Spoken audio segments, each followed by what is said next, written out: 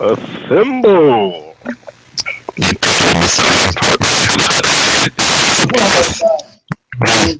Dude, dude, Whoa. Is that you, DVJ? dude, something's wrong with your mic. Oh my god. That was the funniest thing. Oh my god. That sounded demonic. Yo.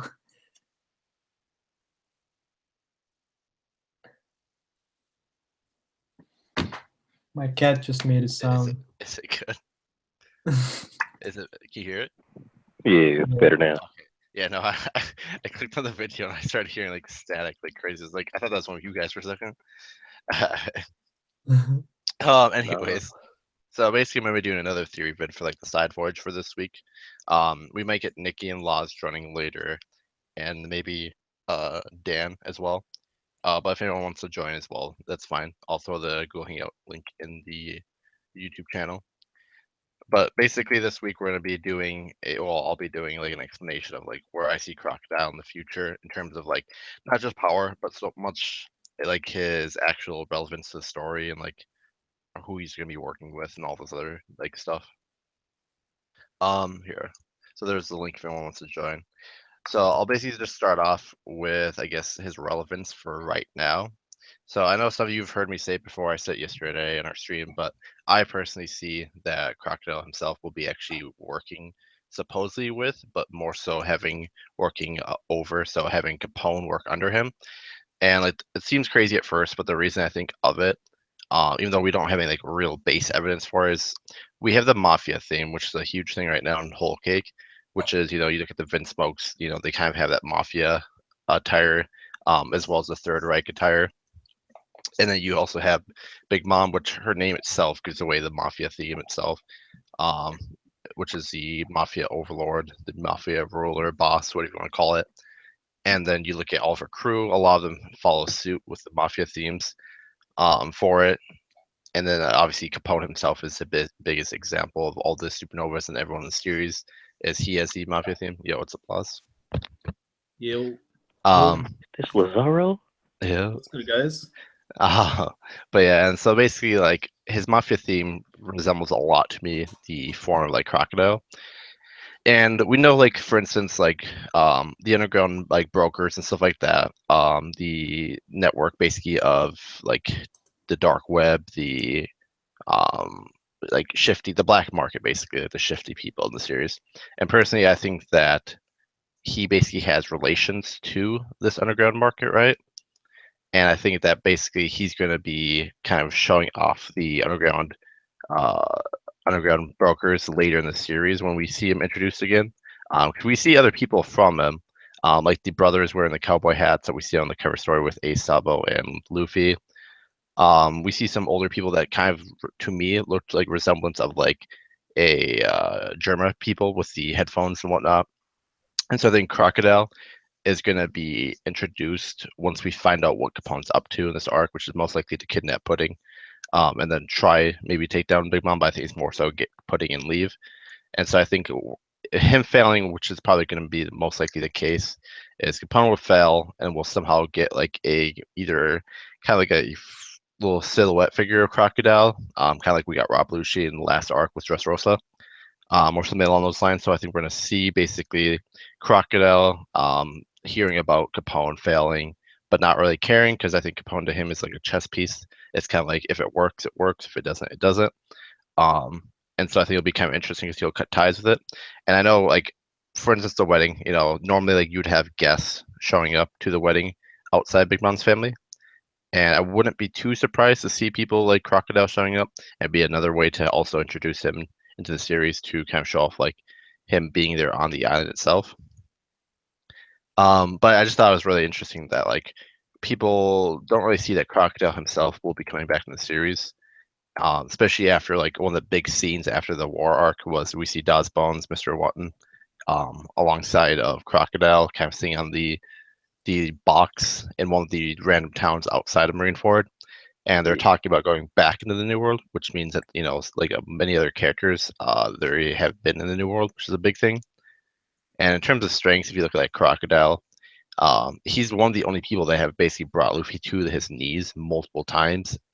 And for people that don't know, Oda himself said that his original 5-year plan was going to have Crocodile as one of the later villains in the series, meaning probably like the 4th year or 5th year villain.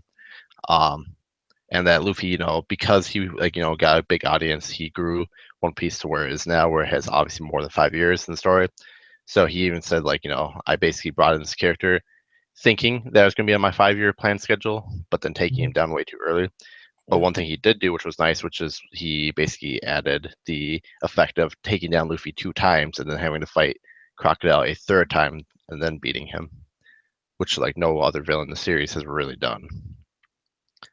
Like I said, guys, also stop me if you have questions or like want to say something. But basically, yeah. So I think personally, like I know Draco said with me as well before, is I personally see that Crocodile himself will come back much stronger than where like Dofi was, mainly to like 1 or 2 things, which is one is all the characters that are villains, even just characters in general, whenever they come back, especially after a defeat, they basically come back a lot stronger than their previous forms.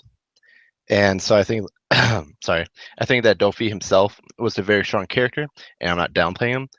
But like I give an example of like I think Crocodile's gonna come back stronger, specifically more so than Dofi. Mainly because a couple things is like the parallels of the 2 characters of Crocodile and Dofi, which is Crocodile was a person who wanted to take over a kingdom, mainly to get the Poneglyph, but also to rule it as well. And so I thought that was interesting is how Dofi himself, did it perfectly. He took over the kingdom without actually having to basically do too much. He made the puppeteer the marionette of all the like main people, like the king, Riku, and stuff like that, to basically betray the kingdom. So he himself already basically got the kingdom easily, whereas Crocodile basically had to work really hard for it. He, set up Baroque works, the dance powder to frame the king. He had the Rain Casino, basically a bunch of other factors that he planned out for a long time to have happen behind the scenes to make it so that like if he himself killed off Cobra, Vivi's dad, that it wouldn't be like a big shock to everyone to be like, okay, like we're revolting, which is why he set up the resistance force and had all the billions inside of both sides, the Royal Guard as well as the rebel faction, to instill all the like hate and breed all of it so that he could take over. And so like one thing that was kind of funny is if you look back at Marineford, they said something along like Dofi and Crocodile said something along the lines to each other of Dofi offered him a position to work alongside Dofi, so they would be partners, which to me, Dofi, who is a celestial dragon, or I should say ex-celestial dragon, who calls and thinks of everyone else, even like kind of his own family, but everyone else basically as like objects. Like they're not really people in his mind, because he himself is like a god, which is the whole idea of celestial dragons and like royalty in general. Like if you look at the recent chapter, the Vinsmokes, I think it was Ichiji that said it, or sorry, no, Niji, that said that they're going to bargain for it, referencing Nami and not calling her like a human being. Yeah. So I thought that was kind of interesting. Is like I think Dofi like seeing really how strong Crocodile is, because all these like warlords, the reason they're warlords is solely because like everyone knows who they are and they fear them. They don't want to fight them normally. Besides like crazy people like Luffy and Eustace, and so Dofi, knowing fully well who Crocodile was, if he wasn't that strong of a person, he would just ask him to work under him. But the fact that he asked him to work alongside him is like a huge, huge factor in my mind of like how strong this character really is. Because personally, like if you look at Marineford compared to like way back in Dressrosa, back in Alabasta, like there is a huge, huge like difference. I feel like of power of where Crocodile was showing. And real quick, Rhino, no, he didn't leave with anyone besides Bones, and I'll talk about that in a little bit. But yeah, so basically, like this character was, tanking like things from like Mihawk, and like he clashed with them. He didn't really, like fight from what we saw. It was kind of like off-paneled in a sense, but like he clashed with some strong people. Like he was fighting people that normally, if we were to compare the Alabasta version of him, that he shouldn't be even like touching, because he lost to like an Alabasta version of Luffy, which didn't even have like gear second or gear third or anything like that crazy.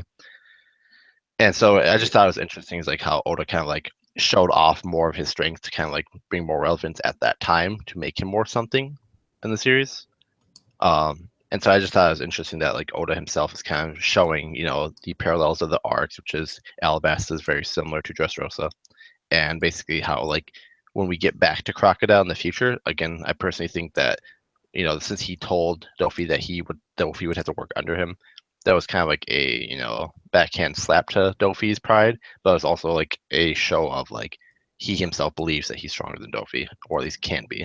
And so I think once he goes and trains, which is what we had these last 2 years for in the New World with Staz Bones, he'll get a lot stronger. And so like one big part of the of what Rhino was asking was, did he leave with anyone else besides Mr. One Dust Bones? Was he didn't, which is a huge thing. If you look at it, right, is almost all the characters that we've ever seen in the series, excluding people like Mihawk, I would say, and like even I guess Kuma, but like all the people in the series, like whenever they go into the new world, like to go be a pirate, they always have a crew. And so the fact that he's only currently that we know of having just Mr. One, which I'm sure he's got to have more than that, should be a feat, a big thing to look at in the sense that like this character is bringing only his right What's hand good, man. y'all? Yeah, what's up, Mickey? Nikki. Yeah. What's up, Nikki? Back from Jaya. For sure, you did. Um, Okay. yeah, so like the big Nah, thing is I like went to watch watch a movie with my cousin, man. John Wick 2. that's what I'm gonna go see that Sunday. But yeah, so basically in short, like the idea that like Crocodile is gonna go into the new world again with full knowledge of the new world, because he left it and seemingly like I'm sure he got a scar or whatever, isn't that bad. So like I think he's going into the new world with just Mr. One. He'll probably gather new forces. I would assume he'd have to get more people. Kind of bring back like maybe the number system or something along those lines. And like going to where I see him in strength is I personally see him at least a good chunk over where Dofi was from what we saw. In the sense that he's going to have awakening for sure. He's going to have hockey, if not just display it from last time. He's going to basically have all these other powers that like we never saw previously, in the sense that Oda was holding back for it.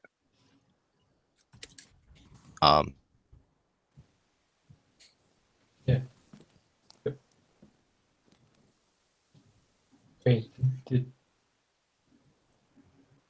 oh, we just Yeah, so said- the captain got jumped by Rouge, so we'll hold down the fort. Oh, My bad. Can you guys hear me? Yeah. well, he's Okay, back. sorry about that. It was a Rouge. Don't worry. Yeah, right. But yeah, no. So like, basically, we're gonna see Mr. One, and like I've told other people that I believe Mr. One is gonna get introduced, at least maybe with Crocodile, but most likely by himself. I could see, in Wano, in the sense that that's gonna be the arc following this for the Straw Hats at least. We'll probably get the referee or something in between. But it would make sense because the whole thing about Mr. One's fight, right, was when he fought Zoro, Zoro couldn't hurt him in the sense that Zoro was a swordsman, and this dude was made of steel blades, right? So he couldn't hurt him unless he had like hockey, or he himself could like normally cut steel, which in that case he couldn't. So now that we're going into an island full of people that are going to be probably pretty damn strong in terms of the swordsman style, like swordsmanship, which is the Wano like Kuni people, which is all the samurais and even ninjas, is it's going to be really funny is because we're going to basically get like Mr. One is kind of like a prize in my mind in a sense to all these people, and the idea that if you can cut this guy normally, you're like a big shot, because the whole reason Zoro could cut him was because Koshiro's like words kind of like awakened like the breath of all things, or whatever you want to call it, which was Shishi Sun, which is like after he found out where Queen of Sword was under the rubble, somehow, which kind of reminded me of like observation hockey to a point. Can I ask a question? Sorry to interrupt. Yeah, I was going to ask, do you think Kinemon could cut Mr. One? I think so. I think Kinemon, honestly, Yeah. like I think a lot of people downplay like the Yeah, I three think so too. people. Like I think Kinemon obviously is going to be the strongest of those three of Raizo and Kanjuro, but I still think he's going to be a monster. Like I personally see him being around like, well, maybe just rightly below Zoro. I think he's equal to Zoro in sword like skills, because like Yeah. if you're a vessel to a like daimyo, especially like the fire daimyo Odin, like who himself is clearly like a strong person because he was on Roger's ship and all this other stuff. is if you're under him, right, and you're in a sense all like above Neko and Inu in terms of at least ranking minimum, and like look at how strong they were. Like I feel like this dude's gonna be a monster. And again, like Yeah. I personally believe that he's gonna have the Nine Tails Fox fruit, from like the traits that he's shown. And so like if he has that, like he's just like a huge strong person. Let me ask, yeah. do you think Kanju is the same as well? As in, he'd be able to cut Mr. One, or Oh yeah, I think all three of them. Like, because I like my thing is like I could be overhyping the Wano, but like I personally see the Wano in the sense like even the kids there would be equal to the minks, right? How like the mink child literally took down Sheep's Head, like with Lecho. Yeah, I agree with you on that. Like, yeah, It's like the entire thing about the New Mhm. World in general is when you're in the New World, like just as citizens for the most part, you have to be pretty damn strong. Like because you're going around with other pirates trying to raid your country and all this crazy shit. But Wano Kuni, like for people that watch like Game of Thrones, right? This isn't a spoiler, but like the Bravos people, right? How they're one of the only like Mhm. like city states to basically survive without the need of like an actual like ruling government.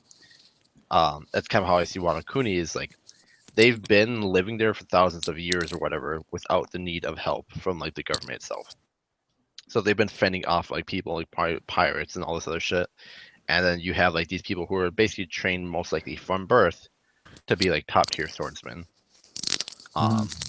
So that's just how I see it. I think even like in a sense the weakest people, the fodder of Wano, are still gonna be very strong.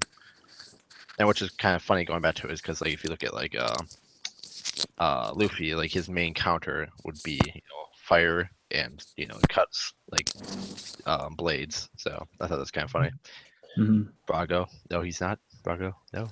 I was gonna say because like in terms of like the matchups we could see Crocodile in like down the line and stuff. If he does show up in this arc, I mean, one matchup I'd love to see is him versus Smoothie. Crocodile. Yeah, I think Jinbei's a perfect counter in Ooh. a sense for Smoothie because like yeah, his like again like Avatar reference like you usually use is like water bending. yeah. Like it's kind of like that. It's like he could control the water. I would see from Yeah, smoothies. because we know, because like if I look at it, like with Crocodile and Smoothie, we know they have abilities that are like use of draining stuff, right? So to see like I guess which is the better of the two drainers, like one uses sand or one that actually like drains. Like we don't even know like the actual name of like Smoothie's fruit, but based No. on the ability, we see like which is the better of the two. Yeah, exactly. Like I personally, I don't think we're gonna see anything really in terms of like power wise. Like we're not gonna see them go all out, of course, in this arc. Mm, I think they're gonna save it for later. yeah. Could you But imagine yeah, him going like 5 or 10% or something, like something crazy, and they're like, "Oh, this is nothing compared to what I can do now." yeah. But no, like So, like do you lot think Jinbei can beat Smoothie then? I mean, yeah. Oh, no, sorry. I spaced Oh, no, yeah, I was no. gonna say like, I spaced out for a second. My bad.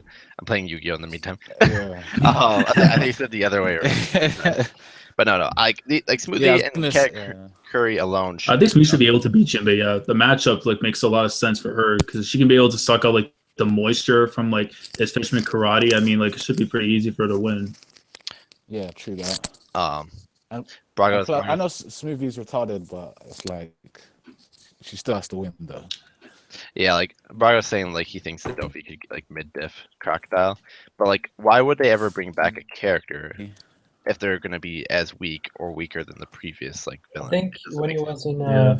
when he was in Marineford, I think so. But we have the time skip, and we have probably a couple of years left. So Oh, Marineford, yeah, I think like Dofi's clearly gonna take down Crocodile, but the fact that Dofi asked him to work alongside him and not under him again Yeah, should be a show of like how highly Dofi thinks of this character. yeah, he recognizes him. Yeah. And so back to like what I was saying is I think we're gonna get Mr. One basically showing off in like Wano, showing off his new powers, and again I personally hope he gets an awakening because I think it'd be like perfect. Because Mr. One, above all the characters, like gave literally Zoro like a death fight. Like Kaku, yeah, he brought him to his knees to a point, but like he was fighting other people prior to that. Like he had Jabra, the judge as well, and like other people. Whereas Mr. One literally brought like Zoro to the point where he had to learn to beat his opponent by cutting steel, Yeah, which is like a big feat. Because then obviously the joke afterwards was Mr. One asked him like, "Are you gonna cut diamond later?" And it would be funny as hell, to be honest, if the whole theory about like Shiryu taking Josu's fruit and becoming a diamond swordsman, if we saw Shiryu, being that he most likely is from Wano, as he's called Shiryu of the Rain, if we saw him in Wano and he was diamond, and Mr. Wano and Doro saw him or something like that. Can everyone hear me? Yeah. What's up? Yeah. Yeah. Hello? Hi, Yeah. cool. What's up? Yeah, what's up? Yo, yeah, what's up, man? Listen, a water gun could beat Crocodile, yo. So think about this, right? You So, feel me? What? I heard that before on Broadway stream. Is there time about Yeah. Or they're talking about, but think about it, right? So normally, right, fire. What's its biggest weakness? Water. Agua. Water, right? Now, Water, I suppose. who did Ace, a fire person, fight? Jinbei. Jinbei. And who did he beat? He beat Jinbei. He beat someone that counters him. The whole thing with like water, right? Technically, I in the thought, I series, thought they had a draw. Yeah, I thought they didn't beat No, him because Jimbo. It was a Jinbei- tie. He still stood up though. yeah, Ace. That was Ace- 16-year-old Ace. That was 16-year-old Ace, so that's not much of a I feat, mean, Jimmy. that's Ace though, bro. Sounds goes Roger. Yeah, because he had the fruit, so he already knew how to use it by then. Yeah, like, Not to the capabilities of like realistically, what we see he now. should But have lost that fight, dude. Like they were near water source. yeah, Like, logically, he Yeah. should have lost the fight, Yeah. but he won. And Jinbei is Yeah. no pushover. Like Jinbei himself was never a pushover in the series. And so like it goes to show that like these characters that people think, oh, they can't get countered, like they're gonna eventually show off like that certain fruits that can get countered by people aren't gonna get countered. Like for instance, like I think if Enel came back, he could probably beat Luffy. Like now that he's probably trained, like it comes down to like the idea that like being able to counter people right in the series is stupid if it always happens, right? For instance, like Sabo versus Akainu, like I've had a discussion with Theory about it, and he's like, oh well, because Magma's that much stronger than Sabo, like therefore like Sabo would never win. But if you think about the plot of the story, like they're always gonna make Sabo win if they ever fight. Like it's not gonna not happen. Yeah, and I was just seeing right now quickly because Braga was saying how Ace would probably beat Crocodile in battle, and I'm thinking, okay, if Ace was alive, I would see that would be the case, just because like he would have the time to train like his hockey. There's a whole bunch of all his other abilities, and I think like with Fire versus Sen, I'm pretty sure Fire would be able to win that because he would just turn the Sen afterwards in the glass. Yeah, like normally like Yep. fire and water, like they should be able to beat Crocodile. But Yeah. like for instance, water, right? The whole thing with water is like if this guy's an awakening, right, and he can turn anything into sand, like I don't see why he wouldn't be able to completely drain, kind of like Fisherman Karate, drain all the moisture in the air like he's done previously, like all people's bodies, and like just have it so like there's no air around him. Or sorry, there's no water, no moisture. Like, this is how I look at it, right? Like, Robin had like a smaller veil of water and was planning to defeat Crocodile with that. Like, it wasn't even, it was a smaller fucking veil of water, right? Right. Like, you know that you can't go to Ace with that amount of water and beat him. You know what I mean? Oh yeah, like my thing is like if someone like that was like a water user or whatever, right? Like say like Shiryu of the Rain, who like probably uses water because Shiryu of the Rain. I still don't think he's beating Ace because like like part of it comes down to your skill of your fruit.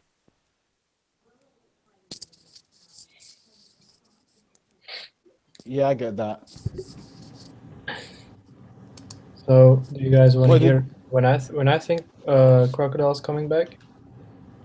Yeah, sure. What Yeah, happened I mean- what happened to DGK? Did he like Oh, did he leave? No, wait. It was a Rouge, bro. I'm telling you, Rouge every single time now just comes in, jumps the captain. That's it. You know? leave the They hear too much of shit the greatness, alone, and that was man. it. Rouge is, Bro, I'll tell you, it's a Rouge, man. Don't worry about it. But no, basically what I was just saying is like the counters of like these like water, why can't water do everything to everyone and like beat them, right? Like I think it's just kind of like I get it, it makes sense, but this is also one piece where like that logic's not always going to apply. Like again, I think if Crocodile were to fight someone like Ace, personally, I think he would beat him.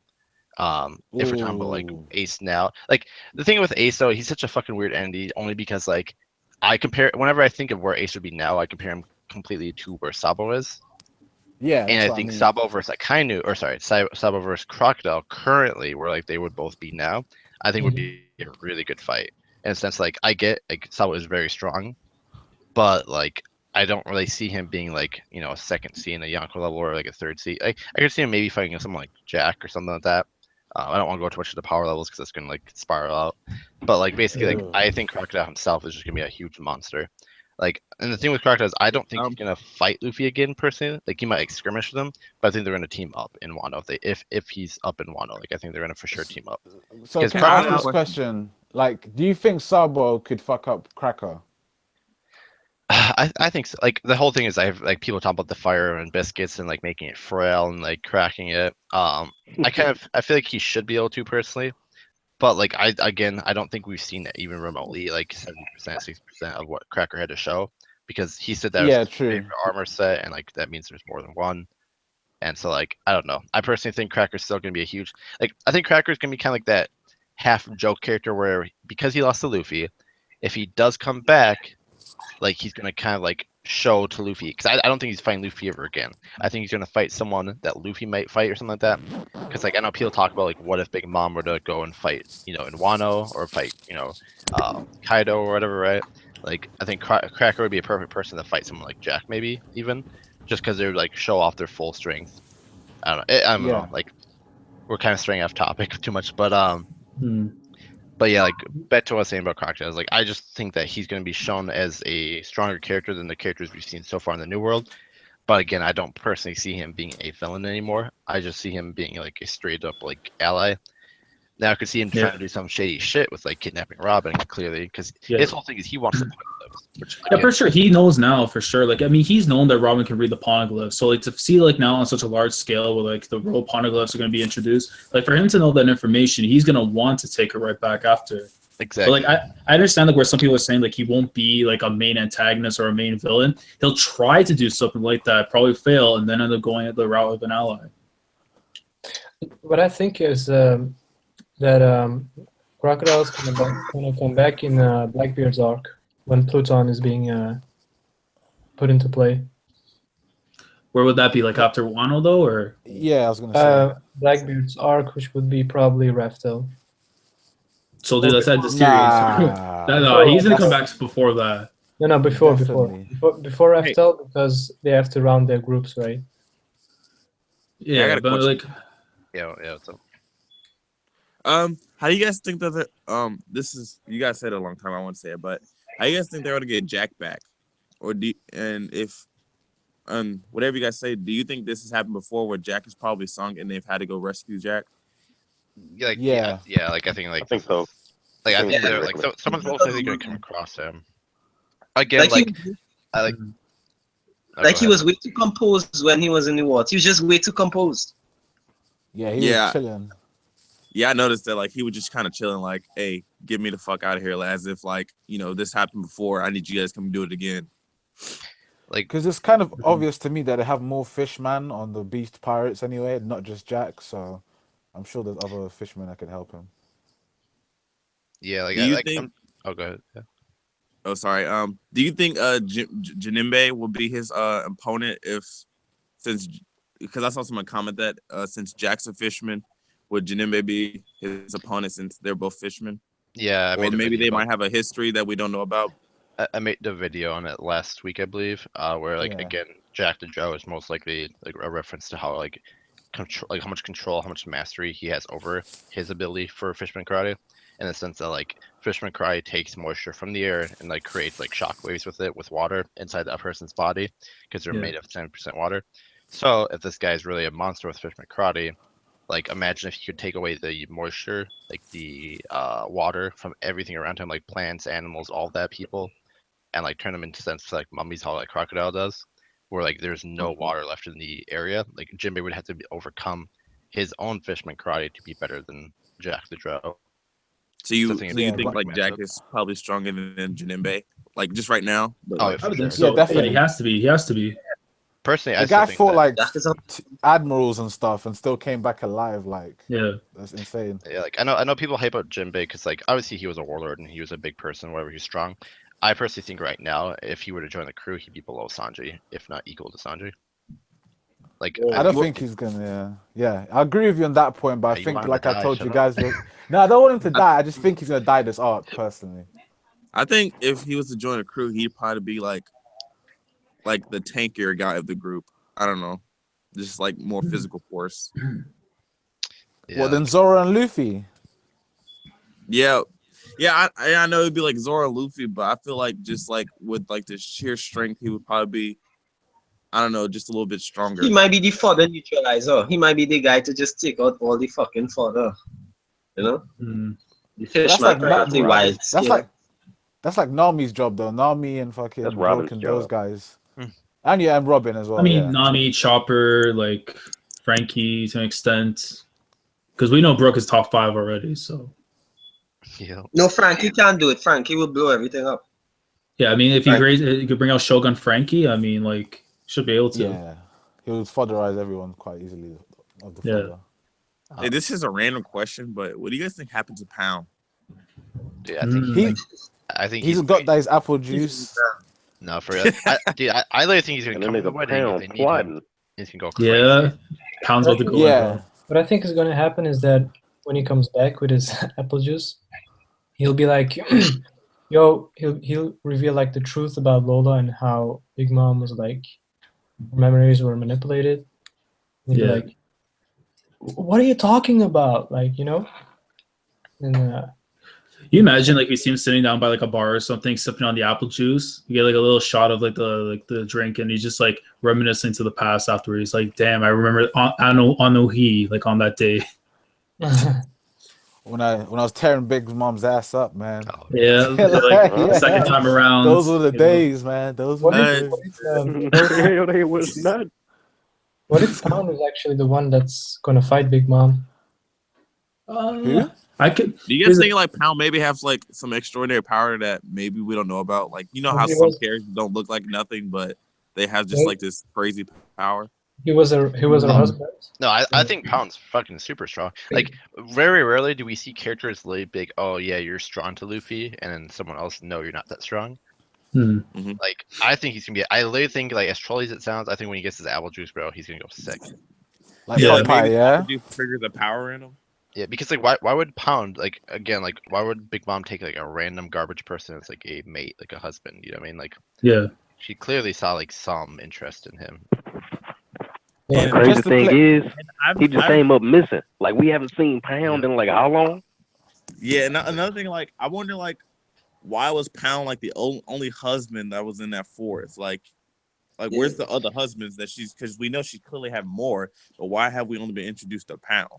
Right. She's big. It's And- Big Mom's side guy, isn't it? Like when she wants some things from Pound, she just goes to the forest, gets it on, and then throws the guy back in his hole, and that's it, man. I was thinking, how crazy would it be if, like, you know, the people that shot up Bobbins? What if you're like the smaller guy to like the left was actually Pound? He's actually a member of Capone's crew. Capone gang. He joined. Nah, Capone. he has to be stronger than Capone to me, honestly. Oh, I know, but he's playing a part, whatever, and taking out Bobbins. Nah, he's I'm not saying The thing it's is- possible, but it's unlikely. Like- I wish more came out of Bobbins. Sorry to interrupt. There's a question that needs to be. There's a question that needs to be had with Big Mom, right? Yeah. She gives birth a lot, right? You can't be a fucking Yonko fighting with a big belly. You understand what I mean? Like you can't be fighting Shanks and you're pregnant. So like how exactly does she give birth? Does she use her powers to spam these fucking children or something? I don't know. Okay, Hey, crackpot theory, right? If Bonnie's like the first daughter using her devil fruit, she speed the acceleration of all her pregnancies and was able to pop out the kids as many times as she could. Also, Like- technically, all she needs to do is sit on a cloud and fire some bunch of lightning strikes and fire strikes. So and plus she You kills her can't fight kids anyway. Shanks pregnant. Yeah, She kills her kids. Yeah, like she don't give a Yeah, crap she about has her no kids. causes. Like Pudding's the only number one. That's fucked Wait, up. do you think that was because of the race she killed him, or do you think she just offered kids if she just has to?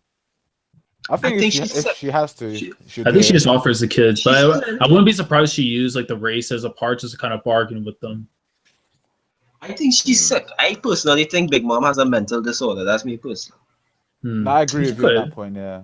what if you know how we thought that Someone said something about a sugar. Oh, sorry. you know how we thought that Capone protected basically Luffy and Sanji from Bobbin, and he uses the Straw Hats for his plan. What if Pound was exactly like? What if when Capone became part of Big Mom's crew, Right. Pound actually was the one that reached to him, and then they together made the plan. And Pound was like, "I'll help these guys for now, and then when they get captured, you know." So he may be the mastermind. You think Pound's the mastermind behind everything? What if? I mean, he could be like. No, I think he's gonna It's be like One an Piece. ally. Anything could happen. I think when the wedding comes down to it, like Pound's literally gonna roll in and like go monster form. But Like, what he's if gonna they go just work together? Because a moment ago I said that Crocodile may come back at the arc of Blackbeard and Pluton, but it got dismissed just because I said it was Raftel. But what if it's not like in Raftel? What if it's not? What if he's not the master plan, but they just work together? Because it is very coincidental, right? How they both help Luffy and Sanji, and they both have like something planning up, obviously. I think Pound's just a goofball, and like Pound, I don't know. I feel like Pound's pretty innocent. I think so too. I'm like 50-50 if he's Like innocent. he felt like he wanted yeah. Lola to like he wanted to find out about Lola and all this shit. So like I think he's actually like a good parent, and like he knows Yeah, I Big feel Mom's like he was crazy. genuinely concerned. Like, is she all right? How's she doing? I wish things were better. I wish things had happened this way. Not I mean, as of like, oh, I she mean, was I my think- pawn. She's gone now. It doesn't really matter anymore. I mean, I can see some flashbacks where like Pound and Big Mom were arguing about Lola, and then she basically exiled him. Exiled The thing I them don't and sent understand them. though is why does she keep Pound around though? To be honest, like, Yeah, that's 'cause we what never I see wanted it. to like. Maybe Pound knows Why- some stuff, like some information that like could be very vital to like enemies that can be used against Big Mom for like negotiations or like something. I think she just Why doesn't did she care. just kill the But guy? in the beginning, didn't Cracker say No, something? it has to be because if we've seen her kill her kids, she shouldn't have no problems killing her husband. Yeah, Yeah, 'cause in the exactly. beginning, That's even didn't easier. Cracker say something about like Mama like didn't really care about him? She knew he was in the woods, but like they didn't care whether he died or not. She didn't give a shit. I will look That's- for the chapter. I remember Cracker saying something about that. No, you're right because what I'm saying is like she's a Yonko. Does she really give a fuck? Like you know what I mean? Yeah. I mean, but at the same time, it's like if her kid, she can kill a kid with no problem. There should be the same exact thing for the husbands. Even if anything, the husband shouldn't even be a problem. Yeah, I mean, it it's could be just kind of like out of respect though, like to a point. Like kind of like I'm not gonna kill you, but like don't come back ever again. I think he did something. Yeah. I think he did something that was. Well, that he was helped special. Lola escape. Yeah. Yeah, Yeah, I That's reckon. why- Yeah. That's why he's there. but if she helped, but wasn't Lola the reason like that she didn't become Pirate King? So wouldn't she want to murder him for ruining her plans? Ooh, You would good think, point. but like for instance, like the reason that I think all of her husbands are gonna look similar is I think they're all gonna look like half giants to a point. Like they're gonna look like somewhat giants, but I don't think she's ever like did it with a giant itself. Like I think she's trying to get giant kids by like finding people that look like giants. Because remember when like Cracker or not Cracker when Cracker pulled Pound out of the ground, right? When they're like, Yeah. oh, like they What were is like, it, what the biscuit armor? well, like they were like confused because they're like, this guy supposedly looks like a giant from the waist up, but Yeah. then like below he's just really really short. So like it was kind of like there's a reference of like this guy looks like a giant on the outset, but like he's clearly not a giant. So, by the way, do you guys think that Pound and Big Mom are from the same place? Because they're kind of built the same, essentially. So, I don't think so. I still think Big Mom's like a half giant. do you think Pound could be though? I don't think so. I think he's Like just like Hagrid? a weird I entity. think he's like just a bigger sized guy, but he's like a midget. Yeah, that's like- kind of how I feel like. Is he's just like a weird looking dude. Okay. I feel like we've seen somebody like not exactly like him, but like that same type of build before, but I just can't think of it. Well, the big weird thing about One Piece is the fact that like a lot of these characters are weird in terms of like how tall they are and stuff like that. Like the Yeah, admirals like the and body whatnot. size. So basically, anything could be anything. So Yeah. But yeah, like back to what I was saying, like in short, like I just think that when we see Crocodile again, he's gonna be a monster. Like I think he's gonna be a lot stronger than what Goofy was. And like okay. Yeah. So, how do you guys feel? Okay,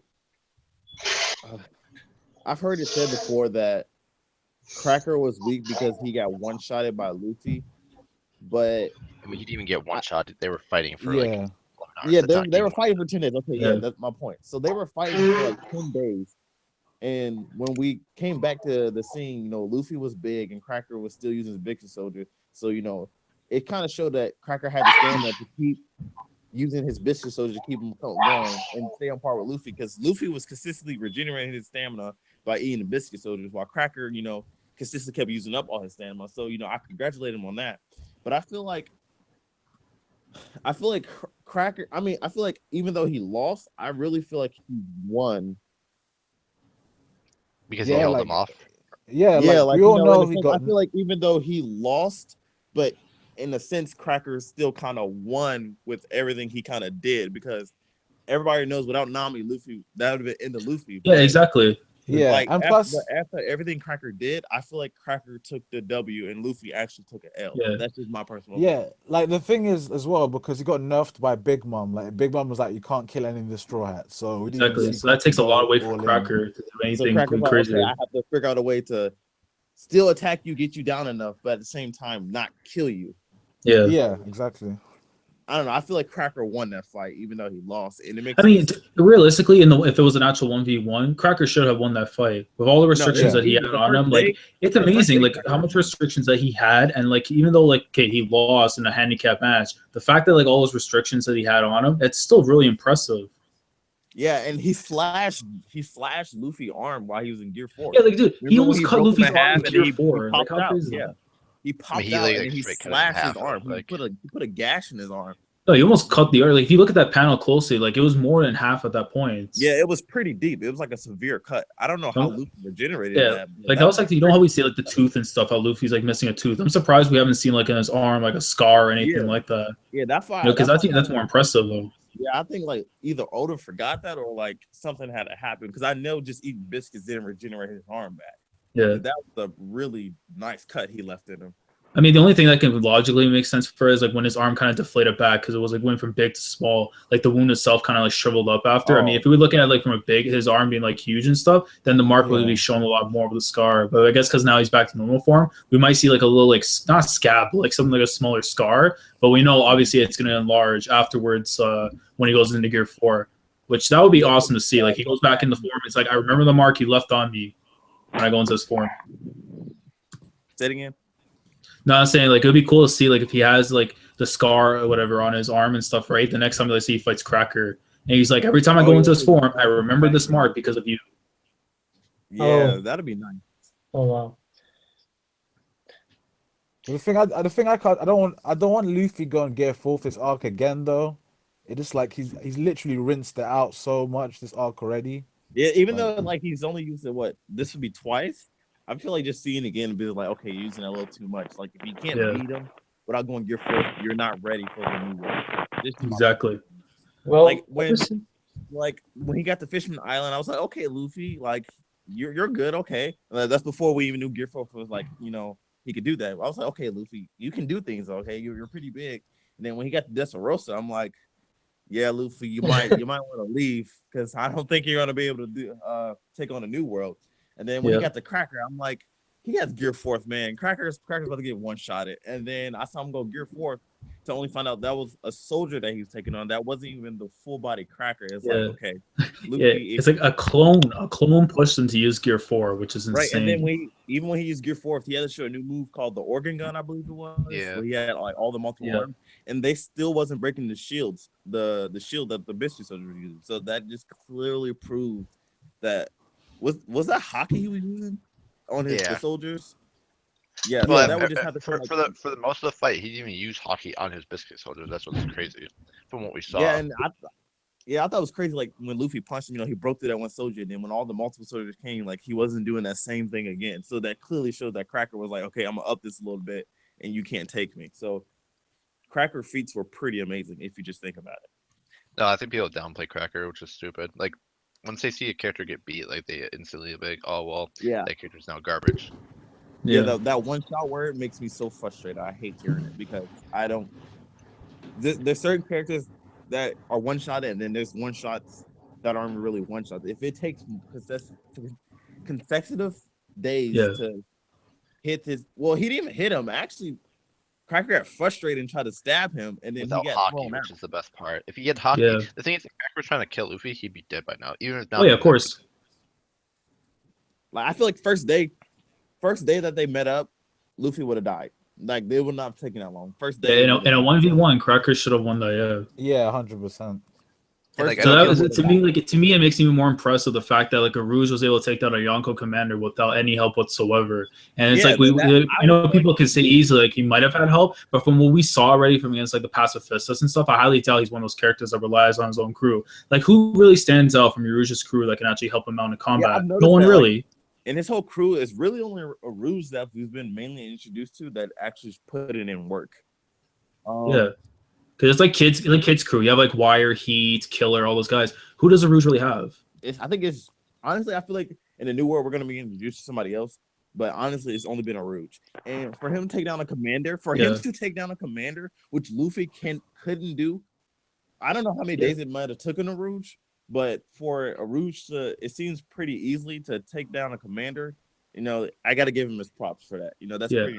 I'll say like he probably finished it in a day. It wasn't like because we know the fight with Luffy and Cracker went 11 hours or so, pretty much. Yeah. I think so. So I would say that one would probably be around the same length, if not probably even less than that.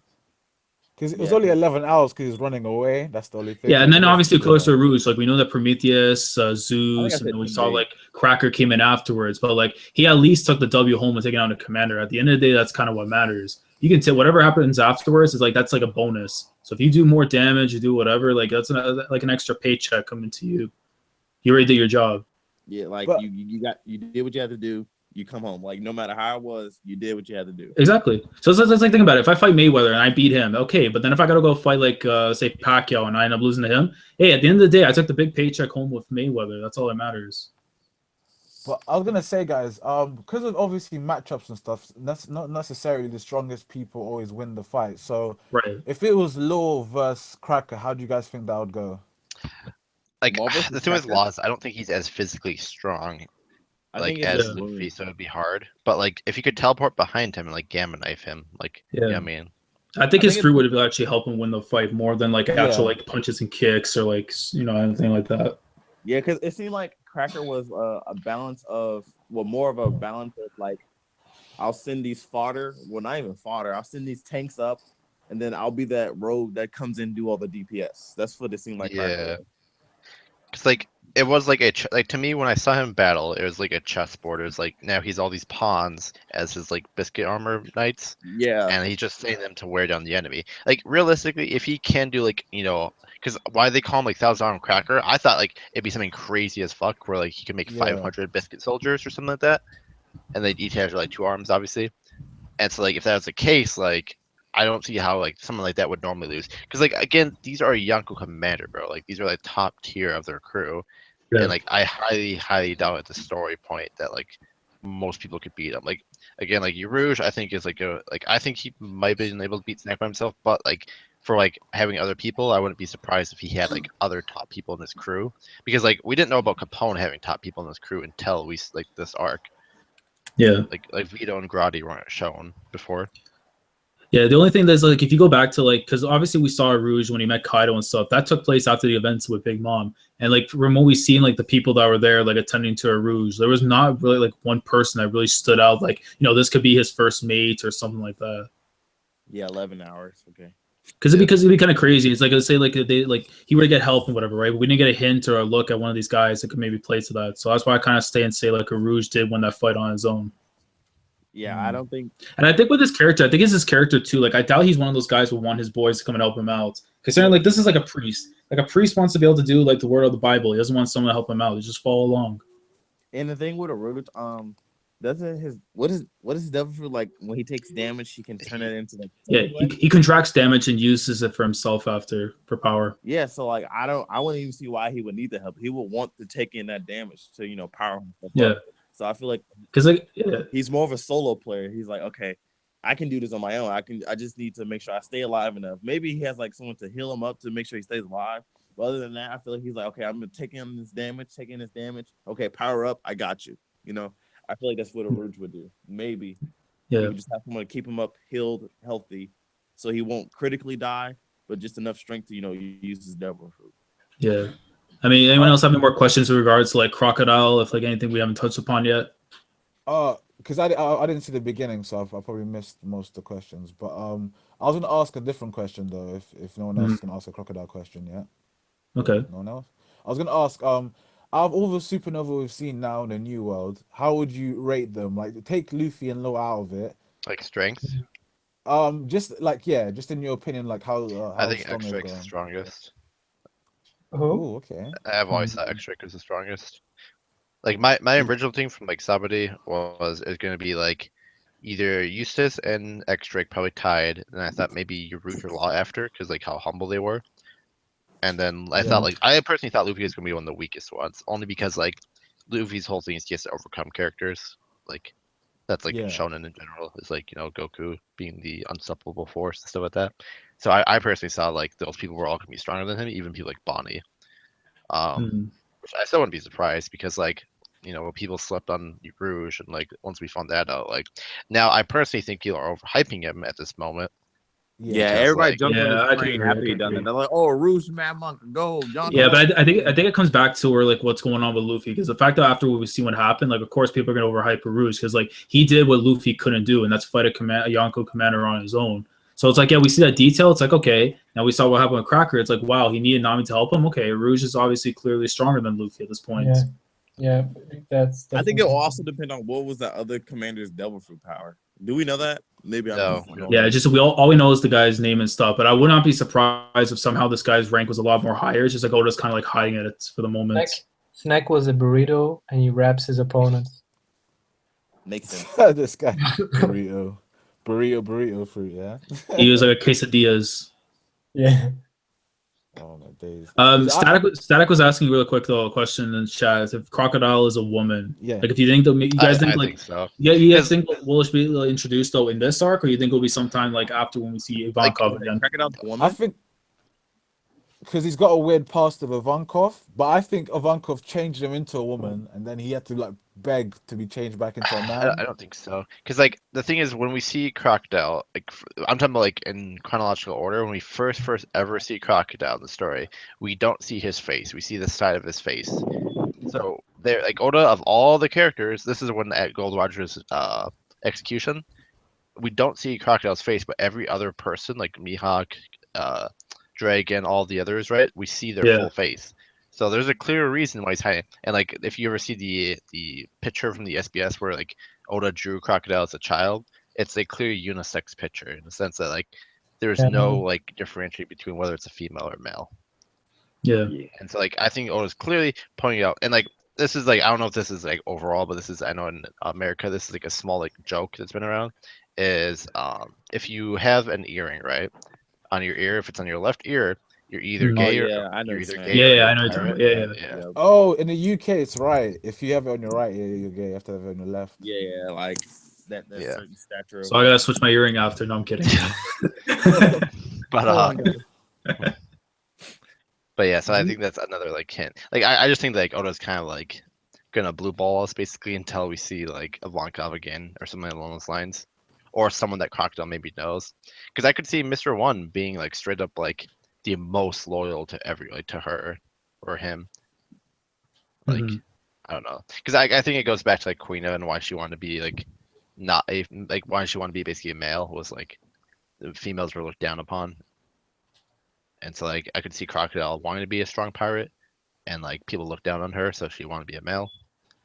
I don't know. Wait, are we saying Crocodile's a female? I'm so confused. Yeah, like this has been like for like the last 10 years, like ever since Ivankov was first like talking about it, like way back from Impel Down, like in the manga when that shit came out, like that theory came out right away.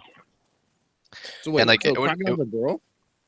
The theory is that he might, whatever the secret Ivankov was talking about is hinting towards that he could have been like, had a sex change or like something embarrassing, and based on like the other stuff in the SBS, like the features of Crocodile kind of like might play to what like Ivankov might be talking about. Okay. Well, what would you guys choose as a second option though? It would have to be like, for Crocodile. Yeah, it would be something stupid where like he went on a date with someone who thought was a girl, and then eventually found out it was a guy. Ivankov. Oh no, even better. He went on a date with Ivankov, thinking it was a woman. Found out it's a guy, and then afterwards was still willing to tell like the whole new world. Like when he was coming up, he's like, "Oh, he slept with a guy." He did what happened to Sanji on the Okama Island, and just fucking Yeah, just but on a bigger basically, scale, so people know who Crocodile is. Yeah, yeah. So you just fucked with him like that much, and then he's just like, maybe that's why no. Whitebeard. Maybe that's why Whitebeard didn't want him in his crew because he found out about that. Yeah, boy, we don't play Yeah, none of it's that on just- my ship. Yeah, exactly. Like you're an Yeah, embarrassment, man. How you gonna let that happen to you, man? You Like can't that be one of basically. my sons. But yeah, like I think like the female thing is like a shoe-in. Like I think it's gotta be that. Like it's what makes the most sense in my mind, to me at least. I mean, I'm I kind of miss I'm not Crocodile. sure. Yeah, What I else? think he was a really good villain, to be honest. A really good Yeah, villain. he played a great part. character. So Yeah, he's really good. definitely. Like the only problem I have with Dressrosa, if it wasn't for like how long it was in Tontadas, then that arc would have been like, to me, Alabasta obviously surpassed it, but it was just that arc. I Because mean, Dolphy's a better villain, but it's just that because of that arc, it lets him down. I think from a weekly experience, that's probably the case. But I think once you like go back and binge read it afterwards, like once it's completed, I think you probably have like a different Like a opinion month. of it. Because like from a It's weekly like a month. standpoint, honestly, it was annoying after like a certain point. We're getting like the tontadas, with how long it was taking to get to the goddamn like top of the plaza, like the fights with the executives. Like I know like they're trying to get like a chapter for each person when they're fighting, but it kind of did feel like like it ran its course a little bit. It's like you want to get to like the main parts. And I don't think too like the battle like the Coliseum stuff, bro. They should have just done like a Royal Rumble, like a huge battle royale. Everyone's just battling it out for the fruit instead of just doing like these round robins instead. No, but the round robins paid off because of Luffy's now like giant alliance army. So Oh yeah, definitely. But I'm thinking like they could have done that too, where like in the fights and stuff, everyone got to interact with one another instead of having to wait chapters upon chapters. Like I understand like the build up and stuff and what it meant later on down the road, but to like, kind of like progress the story and trying to like keep track of time, they could have done that too as an option. I mean, I don't complain about the Coliseum itself, but like to kind of progress the story in terms of time, they could have done that too. But that's Do you just guys me. think, sorry, yeah, I agree, but do you guys think Doflamingo's crew was actually quite underwhelming? yes, Dolphys? Yeah. Like for where Dofi is, and then for where his crew was, they were nowhere close. Yeah. Kuros was hyped up a lot. Wasn't it Pika? Pika, like Diamante. I remember like when I saw him the first time in the manga. I thought this guy's gonna be like some crazy swordsman and shit. Yeah, what didn't he have like the paper fruit? Yeah. Yeah. Wait, who? Oh, He Diamante. had the, No, he didn't have the paper. he had the flag. no, flag. it's flag, Yeah, flag, exactly. flag, Flag, yeah, flag, yeah. flag. It was Okay. like I thought it was Like- paper because he was bending paper, and so my bad. That's No, my fault. yeah, he's just turning everything into like flakes, basically. That's why I put everything into like pockets and stuff. I have to Okay. admit, the way he used that fruit was actually quite genius, but I wish he was just a lot stronger. That's the only thing. Yeah, Well- but in the One Piece story, you can't really. No one has the excuse to say, "Well, I have this weak devil fruit, so I can't ever be good." Because like Cracker, I have biscuits. I have biscuits, but my biscuits are like monstrally powerful. So I feel like anyone can exceed that power. I just feel like it takes a longer time to get to that level. Yeah, yeah, that's true. Because Mhm. like like when you think of biscuits, you wouldn't think of like these super sturdy, strong things. Like, but Cracker was able to do that, and he's a commander. And at his level, maybe Cracker would have to train super hard to get his biscuits to that level, but he trained and he got himself there. So I feel like maybe certain devil fruits I would give an excuse, but I feel like with certain like devil fruits, there's kind of no excuse to be powerful. Like you would just have to train and then someday get there, and it just depends on who you are. But the thing about Dolphy's crew is they were just content. They weren't like running around in New World doing shit like everyone else. They were just like, we're gonna control the island. We're gonna serve Kaido this Smiles. I forgot. Yeah, the smiles. We're gonna like manipulate him that way. They're kind of being sneaky the way they're kind of on the come up. That's why I think they were a Yeah. lot weaker than when you think about other crews and stuff Oh, in so the you're New saying World. like maybe they were just weak now, but if they got more time, they'd probably have that power up. Yeah, if they're like running like if they're running around the New World like other crews, like essentially like they came up the same time Oh, as actually Shanks in and battle. Demlo. Okay. Yeah, because they came up the Yeah, same time okay. as Shanks and Demlo, but you can see how far Shanks got. But obviously it was part of the Gold Rogers crew and stuff. But it's just like there's loads of people that have just risen above them because they tried to go a different route. and it just didn't Yeah. work out Okay. for Okay. them. It's like the guy that's gonna work his way there, and the cheater who's gonna take the easy cuts. They Yeah, both make it there, but one's gonna be stronger than the other. Okay, I see yeah, exactly what you're like saying. Duffy was using his power and influence to like influence his way up to the top, but he wasn't putting in the work like what Shanks probably most likely obviously done to become a Yonko. Okay. Yeah. Okay. That's why I say like when Crocodile got taken down, like he was relaxed. He wasn't fighting anyone for what he was doing. But now that he's gonna fight people in the new world, he's Yeah. gonna be that much stronger. Yeah. Exactly. Yeah. Where Smoker- Dofi was Like just he has said a that. reason now to fight. where Yeah. Dofi was just on his ass. Didn't Smoker say that in the like Fujito's like flashback where he was like, the same thing that what Doflamingo did, Crocodile would have done to Alabasta. Yeah, because Yeah. he's saying basically like, we're seeing the shit go down, but we can't stop it. Like because like I don't know if you remember, but like Smoker got the recognition, the award for taking down Crocodile. Luffy Yeah, didn't. yeah, they lied in a paper. Yeah, I remember Yeah. that. And he told them I to feel eat like- shit. That was funny. Mhm. I feel like Fujitora, I feel like he's like Kuzan. Kuzan his name? I Yeah. feel Who's like, up? Yeah. yeah, Kuzaru.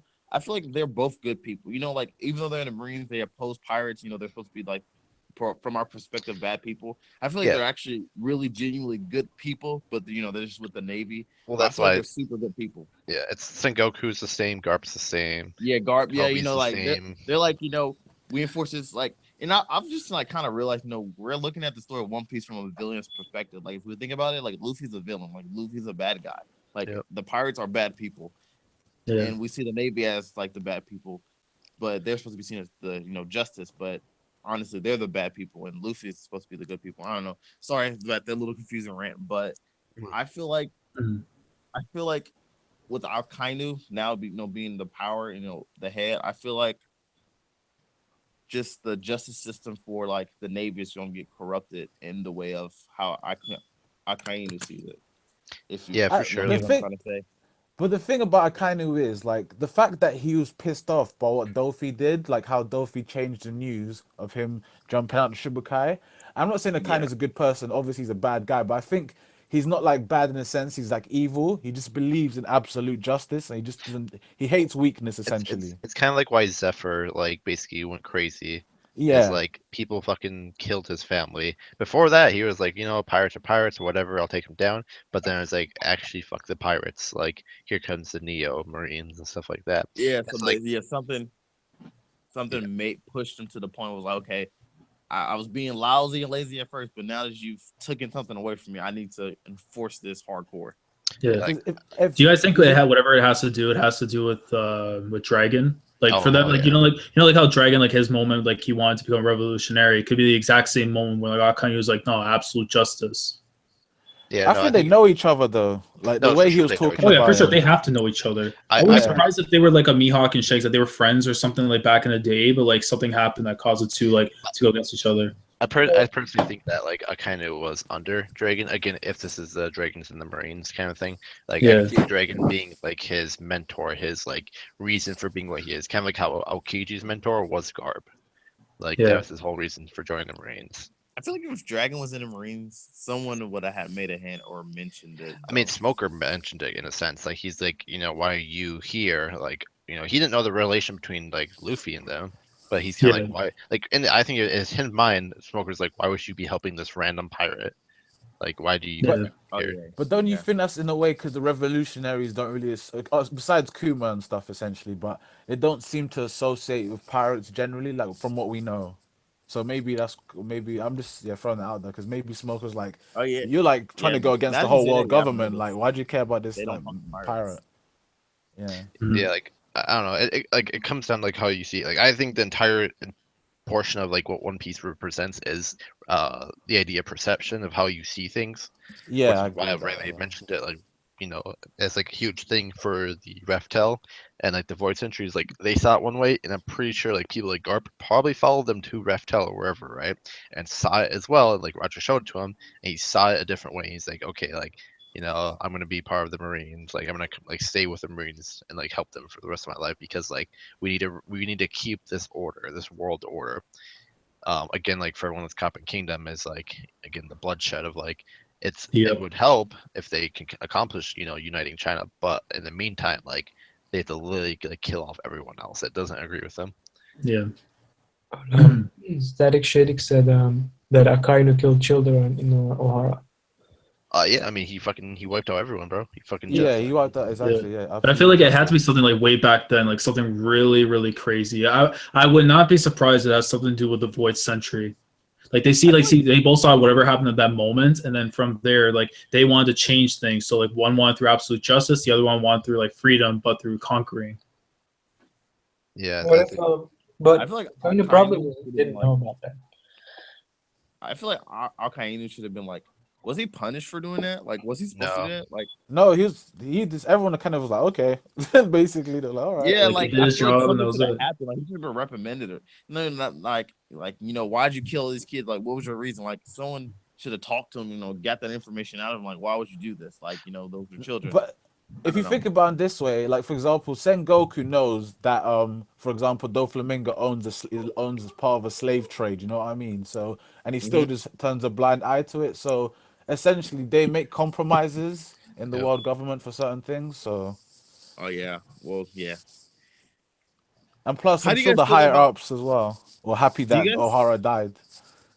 Do you guys think that how like a certain like Smoker feels like and Fujifilm feel like the warlord system is the best system for the government?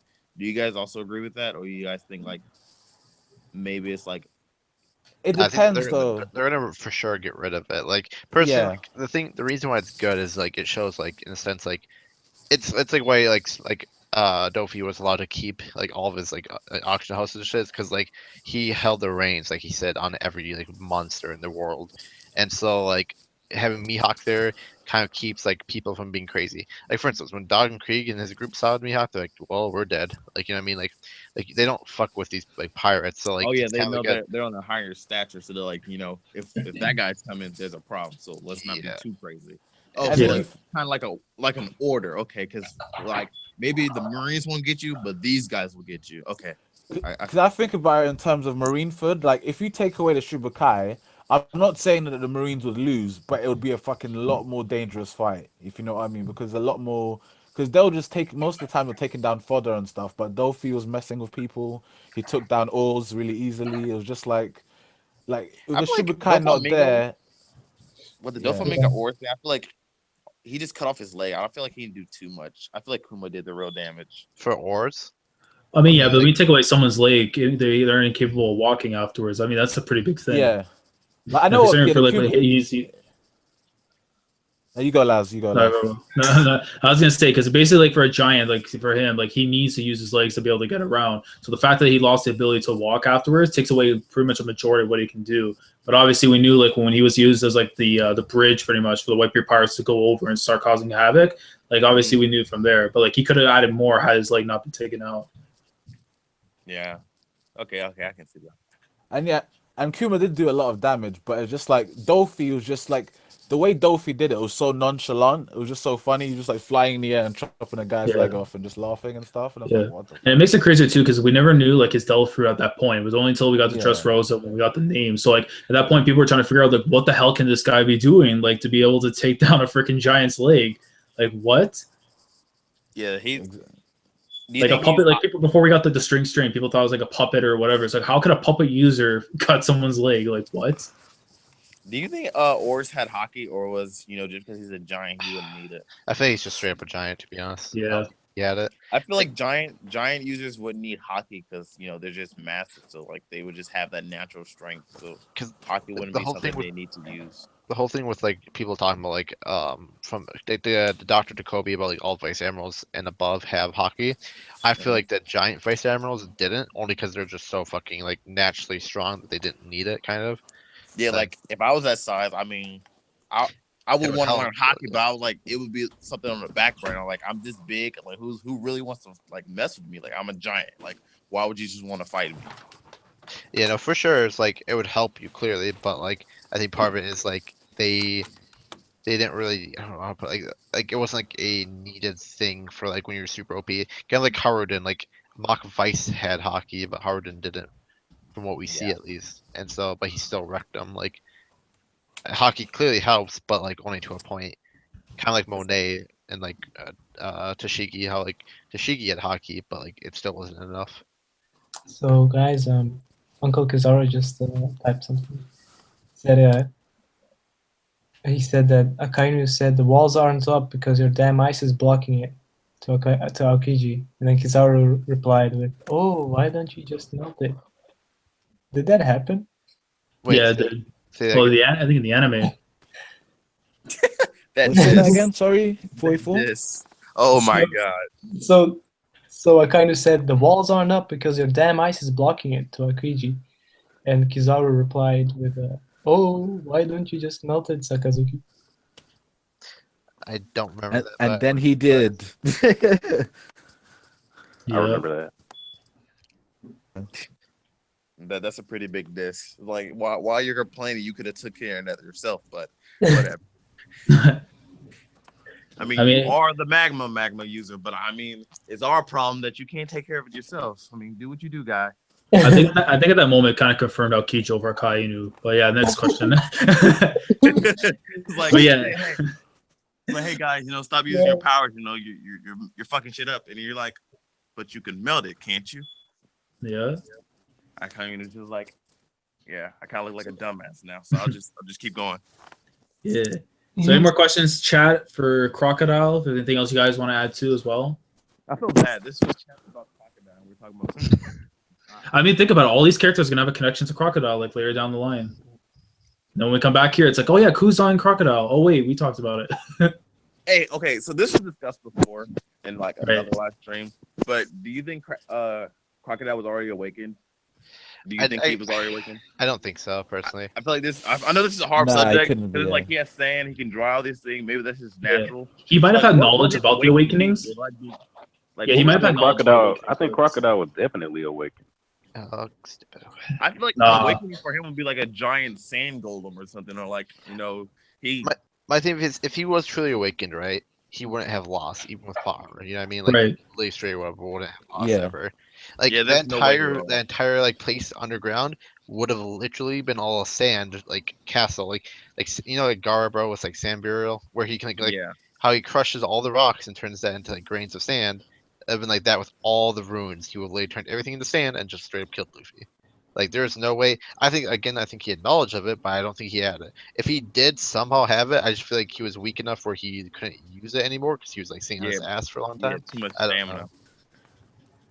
Like I feel like Crocodile. I don't know. I just feel like if he gets an awakening, if we actually like see, I want to be like he turns into like a giant sand golem where he can summon like these something just like really cool and flashy, not like he just like Doflamingo or Crack where like they may just make the biscuits come out the ground, because when you're awakening, ain't that like you can make anything into like whatever your devil fruit is? You can turn like your like environment into what it is. Yeah, so I feel like he turns them into like a physical form with hockey, like Cracker. Like that'd be cool. I feel like Crocodile could do that. Like my thing is like if they're on an island and you're so OP that like you can turn the entire island into sand, it would Wasn't literally be Alabaster all sand though too? So that's it literally pretty much was. But my point is like, really, you should never lose. That's what I'm saying. Like, bro, like he was clearly like for people that don't get it, like he is clearly nerfed. You don't lose. They're like big mom losing right now, or like Aokiji if he was on Punk Hazard and on the ice side he lost. Like you're literally covered in your entire environment. I don't care who you are, you do not lose in that case. Yeah. But remember when I don't know, can I talk about Naruto for a second? Yeah, Deidara. Yeah, when they fought, Gar was completely surrounded by sand. But with that situation, he sacrificed his arm to only implement the bombs to be put in the sand. So when he went to shield, he got him. Luffy clearly can't do that. Luffy can't like make little rubber himself and then so I feel like with Alabaster, to be literally surrounded by sand and to be able to drive things the way he could, I feel like anybody who even stepped foot in Alabaster should be fucked. No, exactly. Like he literally like shouldn't lose. That's my whole point. It's like you just like I don't know. It'd be like where that one big island was where Capone got sucked into like the lightning island. Like if Enel was there, what? What is that island? If you look at it, it reminded me a lot of like the giant orb of lightning that Enel condensed. So, like I wouldn't be surprised if Enel's already back or something like that. And, Does he like, have a this is- robot army too? Enel? Like, yeah, he got from the moon. Like, Yeah, he got from the moon. yeah. Wait, so they can go into space? I've been thinking about it, so like this I've is been kind saying, of bro. crazy. So One piece of space. Static. Yeah. so There is- Oh, like sorry. Yeah. so if Enel's in space on the moon, whatever, it's like a little robot army. You remember that island that had that consistent lightning, like raining down on it? Yeah, Rajin Island.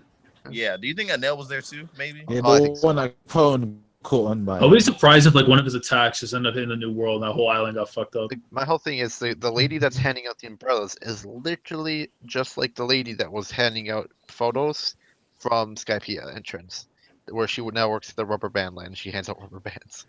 But my thing is like they were Yeah. clearly the same person. Like they were like roughly the same age, same looks. Like they're not. I shouldn't say they're the same person because they're not.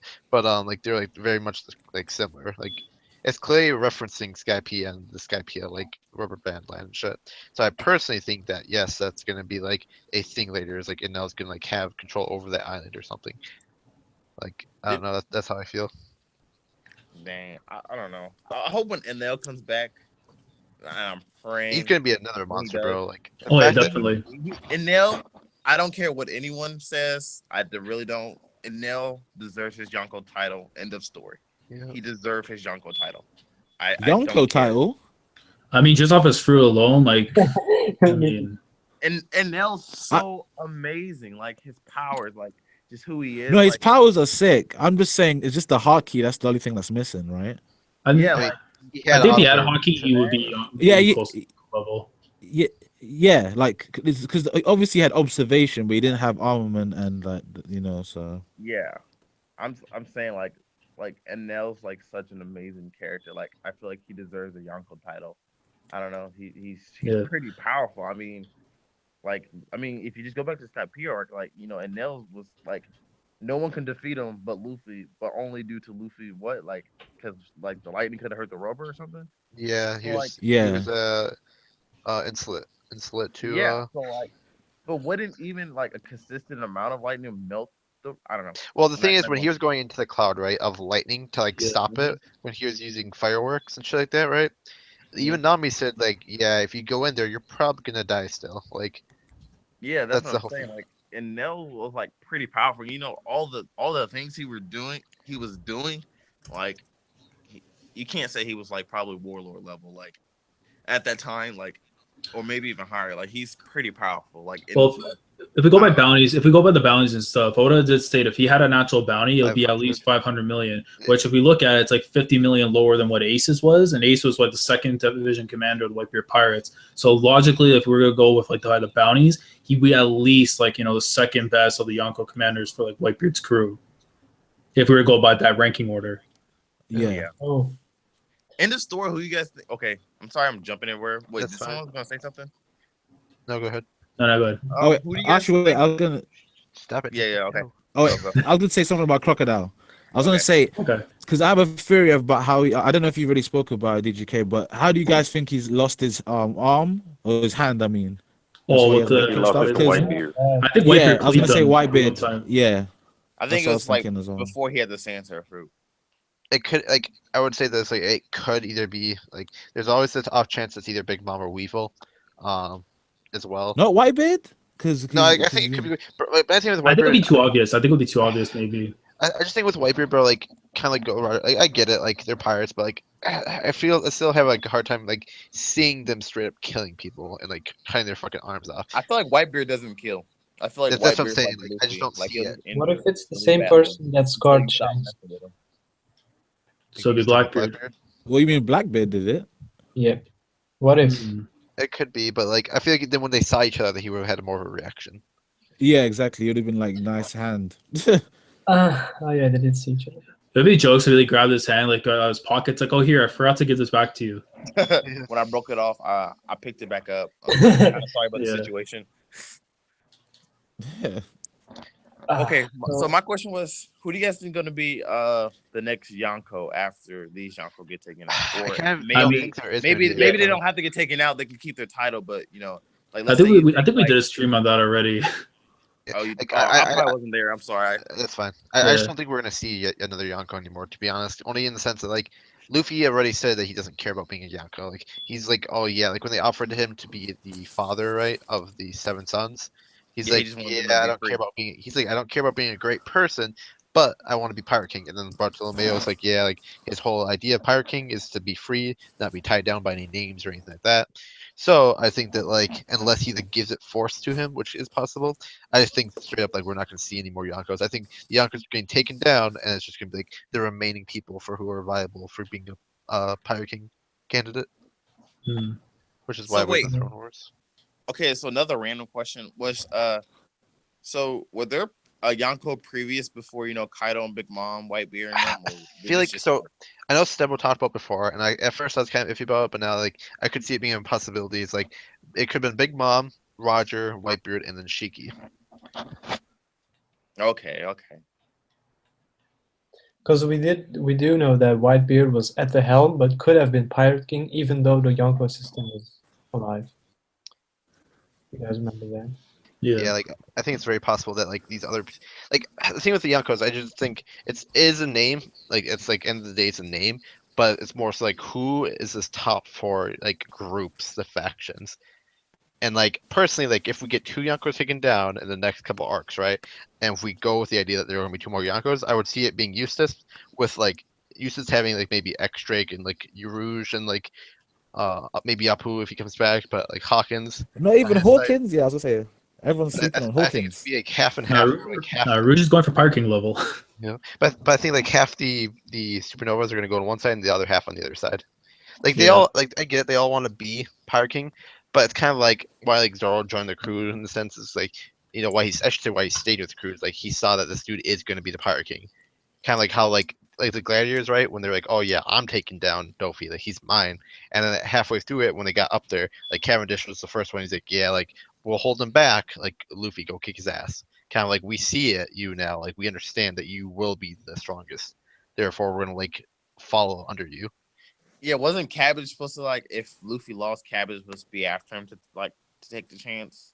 Isn't it Cabbage? The guy that's like when he goes to sleep, he turns to a completely different Yeah, guy. Hakuba. Yeah. Yeah. Mhm. So wasn't I remember when wasn't it Rebecca on the floor and they were talking like he was sitting watching the fight and he was like Luffy's kind of our last hope and after Luffy like if Luffy dies it will be me next to die. That So was like with that was when he's with Law when Law has the arm cut off and Leo was slowing it up. okay yeah Cavendish basically straight up said like if Luffy dies, I have to be the next one to fight. But he already knew like if Luffy loses, we all lose. Like we all die. yeah so pretty much to the point saying that that kind of scared me that Luffy was like the last saving grace. Exactly. I Like, can do as much as I can, but I at this point I see now that I won't be able to do it. yeah, and that's the whole thing. Is like that's Luffy's whole thing. His whole power up, what makes him Luffy, is literally what Mihawk said, which is he has the ability to draw in others to like follow him. And so like when he Yeah. gets all these supernovas around him, more than likely they're gonna make okay, I want to be Pirate King, but like this guy's clearly gonna be the Pirate King, therefore I'm gonna follow him. And I think And for Eustace is me gonna to be very achieve, much the same. yeah, I think Eustace is gonna be the other version of Luffy, where like all the other supernovas are gonna make yeah, this guy's super OP, like I'm gonna follow him.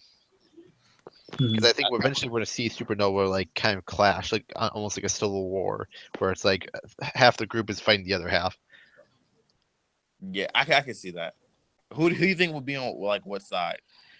Like I X Drake, I think feel like he's a good guy, but like I don't know, like X Drake and Urouge, like Urouge, it would make sense to join Luffy in the sense that like he would be with the guy who would fight NL again or CNL again, most likely. Mhm.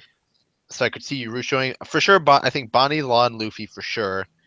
And then the other ones, I would say I could see X Drake joining him, but like X Drake's kind of like on the fence for me. Like he could I go feel to like either Extra side. is like that neutral guy that's like I don't care about the Marines. I don't Yeah, care about the pirates too much. I just want to do what I gotta do. yeah. Like I personally think like Hawkins and Apu for sure will come back to like Eustace.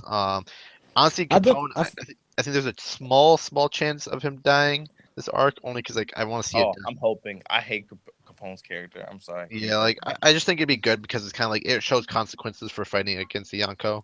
Yeah, and That's that why I and that be like if your Jinbei. plan's not executed perfectly, there like you die. Like there's no Yeah. point. Like Real quick, random thing. So who was saying something about Rayleigh? So I haven't looked at the chat, but like for people talking about like age and whether or not it matters, it kind of doesn't, depending on how far the age you go into. Because majority of characters, from what Oda said, live up to 140 years old. So if Rayleigh's 70 years old, he's only halfway there. Like he would be basically a 40-year-old, 50-year-old man in real life, which is still like in his prime. Like Rayleigh, like I think the whole thing with Rayleigh is like he's weakened because he's not fighting strong people anymore. He's out of his prime because he's not fighting people. I don't think it's due to his age. Like Oda talked about how like Garp and stuff are still very, very strong. They're just not as strong if they stop fighting stronger people. Kind of like why we talked about Dolphin Crocodile earlier. Is like when you don't fight other people, like it doesn't matter. So, just sorry, I was just reading the chat. I was listening. But But yeah, don't you think? I was gonna say, just going back to who do you think's gonna be on which side of Luffy and Kid?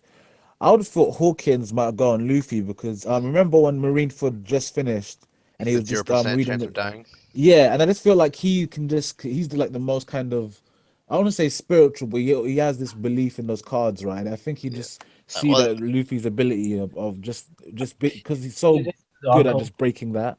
With the card thing, I think it's so weird that people just let him play with those cards in front of their faces.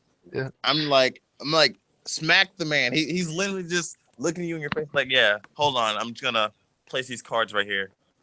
Yeah. Oh, your faith is you're fucked. Oh, thanks. I probably should take you out before you said that or figure that out. Well, to be fair, we never saw him fight real, so we only saw him like chill and look at the pacifistas from afar. Yeah, I know we never seen him fight, but I just think it's weird that like with Brownbeard, I know Brownbeard was weak, but Brownbeard was just like looking at him while he's just placing the cards on these little things, reading his fortune. But Yeah. the thing about his devil fruit gives him the option of like acting a bit cocky depending who he's fighting. So if he knows the guy isn't that strong, he can be a bit cocky and just chill because of his devil fruit allows him to take like definitely like so many like some deaths. fucking So yeah, he's like a one-shots. necromancer. Yeah, He can exactly. revive himself off of someone else's death. Yeah. Do you think Kaido let him do it? I think no way, but Kaido was I like, think Kaido- "Oh, like, you can play with cards. Let me see what you got." Kyle Fill would me be in. interested. He'd be like, "Yeah, like what's going on, buddy?" Like the thing But was like hopefully these, I can die.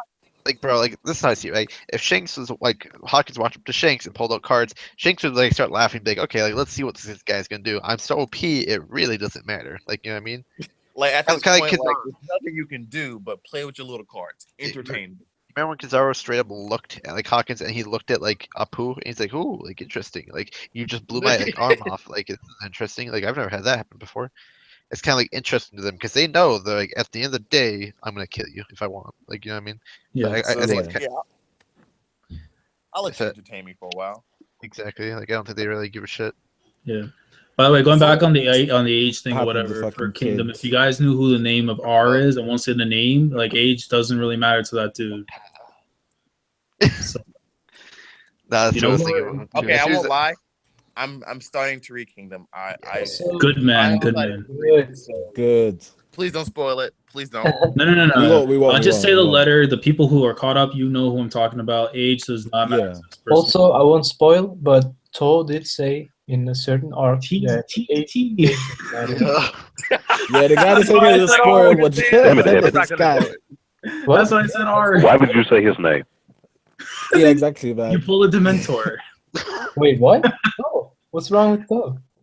because you Okay. say R, dude. If I said the guy's name, I would be lynched right now. That's why I said R. No, I did not say. Straight up. I do not know who you're talking about. That's why. That's the point. I'm talking about the fact that some guy said that age does not matter. He just said it about. Oh, Tom. Okay, Tom. I was gonna say. I thought you said the other name. Heavens, I feel like I know who he's talking about, and I'm not even caught up. No, trust. I mean, Chris, you know who I'm talking about with R. I swear to God, I haven't said the actual name.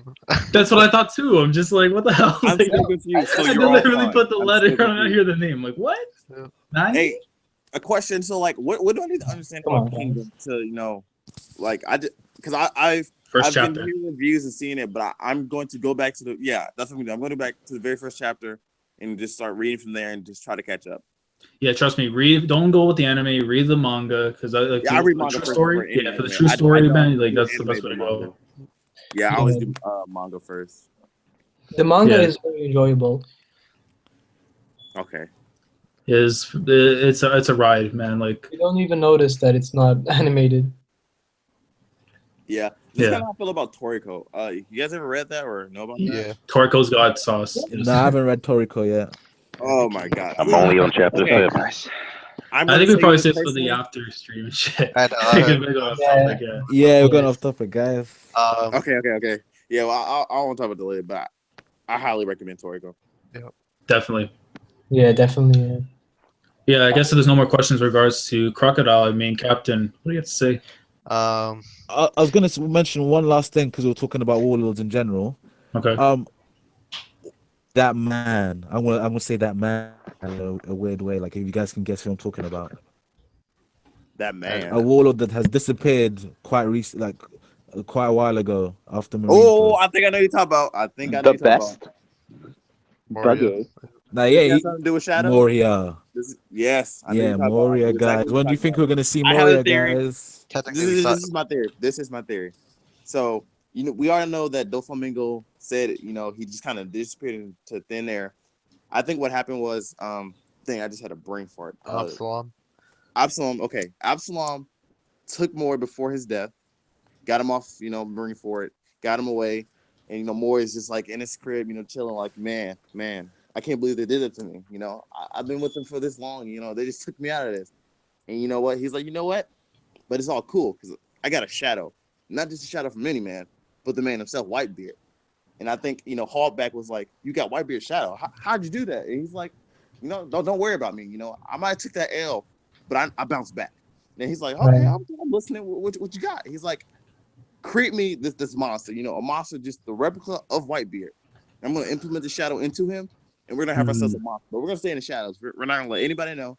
But create this monster for me. I'm gonna use this shadow, and we're just have this power. This power for so long, we're not gonna let anybody know. You're gonna have this monster running around in the new world." And I think that's what happened. I feel like Mori took a shadow from Whitebeard, implemented it into Weevil. Because I don't understand why Weevil has all those stitches. It's like clearly pointing to Hallback. Wait, do you have a thing on I think the shadows die when. No, that's quite good. That's quite good. Yeah, they actually, die quite when they're in good. the light. That's what I though. thought too, Steve-O. So I don't know. Maybe Mori got a power up. I don't know. I don't know. That's just my theory. I feel like he came back and he used that shadow. Yeah, and he I heard implemented about it. that. That's I very- like it, and I've heard one similar to that before. Yeah, it's a very good. But like, what do you guys think then that he plans to achieve with Weevil? probably just straight up and go fucking kill off Kaido later. Like my whole thing is I don't know if you guys saw the toy from Moria in Dressrosa. There's a Moria toy There in is? the manga. If you go look it up, you'll see it. But yeah, there's a toy from Moria, so we saw that there. Now it could be all just fucking with us, or it could somehow actually be Moria. But I think that like the fact that Absalom followed Eustace's group, right, and reported to the government because he's a reporter for the government right now. Report for the government what's going on. I could see Moria somehow having Absalom contact that group to later take out Kaido again with Luffy's group. Because like for sure, we're gonna see Moria in Wano. Like there's no way around it. Like if he's ever coming back, he'll be coming back then. And it would be kind of a cool thing because it might be the reintroduction of not just the supernovas, but all the ex warlords as well. Yeah, being that that'd we be get sick. Jinbei, Moria, AK Bites, okay. Everyone else. and everyone else. So I think it'd be kind of a cool thing. So about the Wano arc, wouldn't Wano already be starting right now? Like, so wouldn't there still be like? I mean, technically, it's going on right now in the background. Like, I think when we get to Wano with Luffy's group, like, shit's gonna be super crazy, bro. Like I think, like, either like we're gonna get into a scenario where like they're literally like already like fighting people, which is what I see happening. I hope it hits hard from the start. No, exactly. Like, I think I don't think it's gonna be too much of a build-up arc. I think it's gonna be straight up constant like chaos. Hopefully. Like I still think Zoro's gonna have his own little mission where he's gonna go like he's gonna obviously round up the samurai meetings or samurai ninjas, but I think eventually he's gonna go find Kuina as a daimyo, and then he'll probably get her help after he loses to her. So this too, do you guys think Zoro's finally gonna get Devil Fruit? Not him, but his sword. Maybe. Say that again. Sword to get a Devil Fruit. I don't want him to, only in the sense that like I feel like he's like, for instance, like I think the equivalent for Devil Fruit for swordsman, from what I see, is going to be kind of like Hakuba, is in the sense that you get these demonic possessions. Which again, he could get a power-up sword in the idea that like if he meets, which I think he's going to, if he meets Kitetsu, the blacksmith sword maker, right? I think if he meets that person, assuming that person's still alive, which I think is possible, that it'd be cool to have him make him a special sword for just Zoro. That would be sick, I think. I don't want a Yeah, devil wasn't fruit Brooks- anywhere near Zoro, Yeah. in my opinion. Yeah, I was just I don't know. I don't know about Yeah, that. no, I no, no, never not really even thought to knock about what it, you but were I just saying. asked because I've You know what I heard mean? it said before. Yeah. Yeah, So like, wasn't Brooks' sword forged somewhere with the 3-arm people when he was? no. Didn't he, Brooks Sword's been with him since like day one. didn't he say, but someone sharpened it for him? I remember him saying something happened with his sword. I'm looking it up now because I don't like giving information that I'm not sure about. But I Yeah, remember double him check saying it. I something don't remember about. that specifically. Yeah, I remember him saying something about. Because the long leg people is who he was with. He wasn't with the 3-eyed people. With 3-arm, the what? No, you said 3-eyed. I did not mean to say 3-eyed people. The arm people, the double. Yeah, the jointed. long arm tribe. Yeah. Yeah. Like I don't see Um, why they would like do anything with them. They said he got his sword sharpened while he was there. Are you sure he's not just referencing his skills itself? No, I remember him saying that he got his sword sharpened. You have to double check it. I don't remember Yeah, that. I'm looking it up now because I remember him saying something about not that they gave his sword the power, but they sharpened it or something. They did something to the sword. That would be cool. I'm not gonna lie, but no, like Brooks gonna be another character that I think we're gonna see a lot more from in terms of his swordman skills. Like I really think like when we get to Wano, like they're gonna be like a swords team. Like again, if Mr. One's there, like we're gonna probably see Mr. One, Killer Zoro leading like a sword group of like Kinemon, Raizo, Kanjuro, Brook, all these other people that use swords or blades in general. That'd be great. Because that way they can all have a good fucking fight. Like we're gonna finally see like more good fights from Zoro. Yeah. Do you guys Oh, you can go. I was just gonna say, I personally want to see Zoro take an L to someone, like in a sword fight, because I don't want him to be from the rest of the series be like, oh yeah, like no matter who I fight from now on, like I'm actually the best kind of thing. Cool. Yeah, someone said that. Yeah. Yeah, someone was talking about that. I think in another stream, he made a promise that he'll never lose again. So something that'd be really cool if he lost. Yeah, I think Koino would be the perfect opponent for him to lose to, because that would be his 2002nd fucking loss. That'd be super funny. Because Do you guys also, go ahead.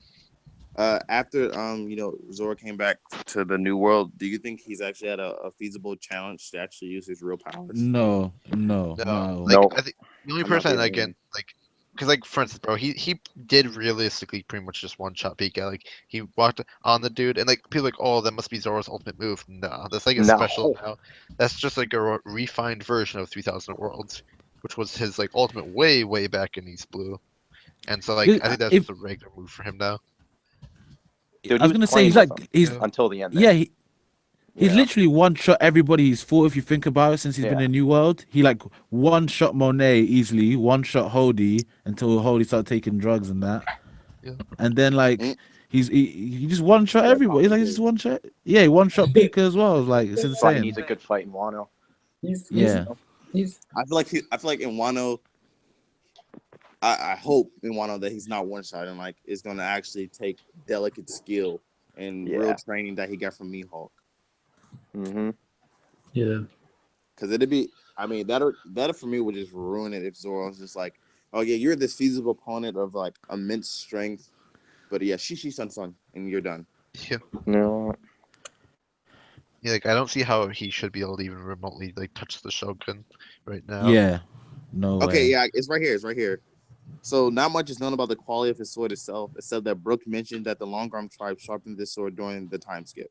Okay. So yeah, they did do something. Additionally, Brook is able to enhance his power by indulging the blade within the soul using that ability. So yeah, whatever. But yeah, I know you said something about that. Yeah, so they sharpened it. And like they did. So that'd be interesting if they had like some sort of like swordsman like how I put it, like blacksmith ability, like they're specialized in that field or something like that. That'd be cool. I feel like we see something specific to that later. Like how Brook cut the sun, like Prometheus. I still think there's more to it. Like I think next time Big Mom tries to use it against him, it's gonna like freeze up or something like that completely. Oh, like it'll have like a natural effect that's not. Exactly. Brook's the best. Brook's whole thing, bro, is like when like how they reference how like OP swordsmen are in the series is like how he does his aeronaut strike, the 9-step version, right?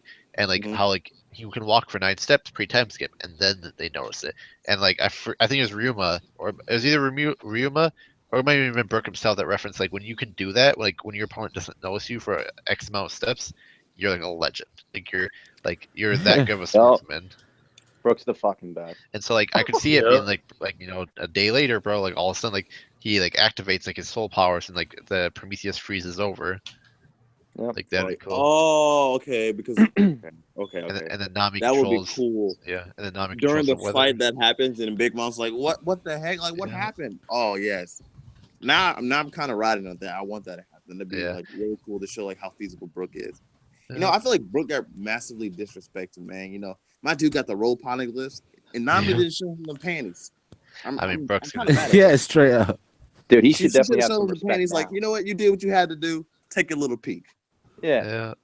Give him. Do you guys something, remember in the goddamn. beginning when it had just arrived and like Brooke was like just casually chilling under Nami, looking up her skirt? Does anyone else remember that? I took a picture of that because that was hilarious. That's my He was just casual, like, yeah. Keep going. I can't wait for Robin to give him bone though. That's gonna be awesome. When that day comes, One Piece will change. Like Brooke will be like on a whole like the power up he's gonna get is gonna be spooky. And then we'll really find out that One Piece is really not about Luffy, but Brooke seeing the panties. Yeah. I guess this is a good spot to end it here if we have no more questions on Crocodile. Yeah. I'll part timestamp the video for people that like want to see to the end of the theory. Yeah. Yeah, because I kind of did throw you guys off. That's fine. No, it was a good conversation, man. It's all right. It was nice. But yeah, guys, if you enjoyed this stream, of course, make sure to like the stream and subscribe to the channel if you are new here. We are planning to do a Kingdom video in regards to the Coalition, going from chapters 257 to 307, at least on Sunday, 1 p.m. Eastern Standard Time. That's the time we have for it now, but of course, things could change, so stay tuned to the Discord if you guys haven't been there already. We have a link to that in the description below. Follow our Twitter accounts and our YouTube channels, of course. Keep up to date with what's going on. And lads, if you have anything else you want to say before we shut it down. Like the stream, guys. Yeah, like the stream, subscribe if you haven't subscribed, and also read Kingdom, man. I know everyone's probably read One Piece that's listening to this stream, so that's fine. But you gotta read Kingdom, man. That's all I'm saying. Man. Also, I had a dealings with the guys in the chat, but if we get 100 likes on this video, Matt B will buy ice cream for everyone.